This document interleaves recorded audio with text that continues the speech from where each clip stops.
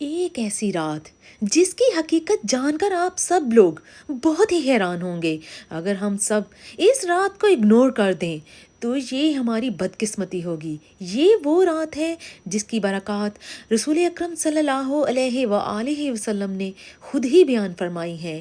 یہ کوئی عام رات نہیں، یہ فیصلوں کی رات ہے، یہ تقدیر کے لکھے جانے کی رات ہے۔ اس رات میں اللہ اپنے بندوں پر رحمتوں کی بارش فرماتا ہے۔ جی، یہ سچ ہے، یہ شب برات کی رات ہے۔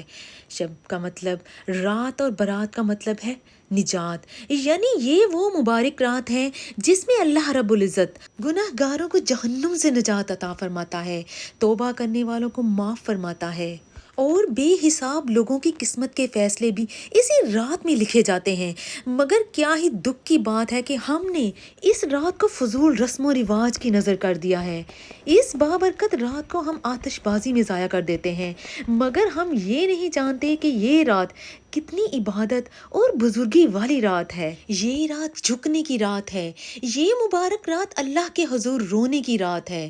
نبی کریم صلی اللہ علیہ وآلہ وسلم نے فرمایا کہ اللہ جل شانہ اس رات دنیا پر جلوہ گر ہوتا ہے اور پکارتا ہے کہ ہے کوئی مغفرت مانگنے والا کہ میں اسے معاف کر دوں، کوئی روزی طلب کرنے والا میں اس کو رزق عطا کروں، کوئی مصیبت میں گرفتار میں اس کو نجات دے دوں۔ اور پھر یہ صدا پوری رات لگتی رہتی ہے۔ سوچیں کہ اگر دنیا کا کوئی بادشاہ اپنے دروازے کھول دے اور اعلان کرے کہ جو مانگنا ہے مانگ لو، تمہیں فوراً عطا ہوگا، تو لوگ راتوں کو جاگ جاگ کر قطاروں میں لگ کر اپنی سفارش ڈھونڈ ڈھونڈ کر اپنا حصہ لینے پہنچ جائیں گے۔ لیکن افسوس، آسمانوں کا بادشاہ، پوری کائنات کا مالک خود ہمیں بلا رہا ہے، مگر افسوس ہم بے خبر سو رہے ہیں۔ ہم یہ نہیں جانتے کہ اس رات میں رحمتوں کی بارش ہوتی ہے اور ہم غفلت کی چادر اوڑھ کر سو رہے ہیں اور اس موقع کو گنوا دیتے ہیں۔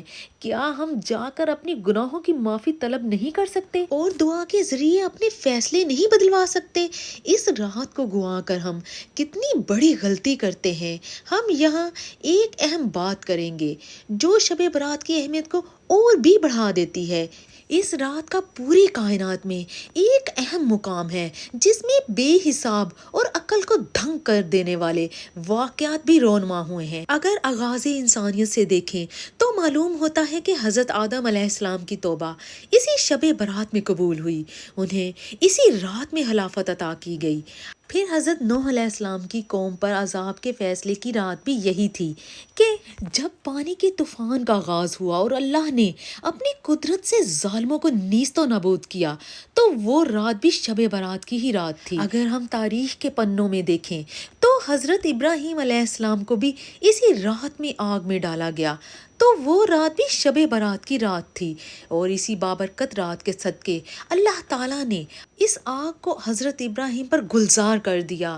حضرت موسیٰ علیہ السلام کو بھی اسی رات اللہ سے ہم کلام ہونے کا شرف ملا، اور بنی اسرائیل کے لیے فرعون کے ظلم سے نجات کا راستہ بھی ملا۔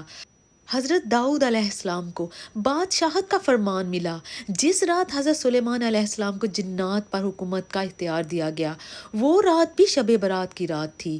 اسی رات کو حضرت یونس علیہ السلام کو مچھلی کے پیٹ سے نجات ملی۔ حضرت ایوب علیہ السلام کو اسی رات میں بیماریوں سے شفا ملی۔ اسی رات اللہ تعالیٰ نے حضرت زکریا علیہ السلام کی دعا قبول کی اور انہیں حضرت یحییٰ علیہ السلام عطا کیے۔ وقت کے ساتھ ساتھ یہ عظیم رات اور بھی بابرکت ہوتی گئی۔ حضرت عیسیٰ علیہ السلام کو آسمانوں پر اٹھائے جانے کا واقعہ بھی اسی رات پیش آیا، اور یہی وہ مبارک رات تھی جب دنیا کو ہمارے پیارے آقا صلی اللہ علیہ وآلہ وسلم کے آنے کی بشارت دی گئی، جس کا ذکر تمام آسمانی کتابوں میں موجود ہے۔ جب آپ صلی اللہ علیہ وآلہ وسلم کو نبوت عطا ہوئی، جب آپ پر پہلی وحی نازل ہوئی، جب آپ کے ہجرت کے فیصلے ہوئے، جب غزوہ بدر کا فیصلہ آسمانوں میں لکھا گیا، جب مکہ کی فتح کا وقت مقرر ہوا، یہ سب اسی رات کے فیصلے تھے۔ یہاں تک کہ آج بھی اس رات مطلب شب برات میں وہی عظمت، وہی رحمتیں، وہی فیصلے اور وہی برکتیں موجود ہیں۔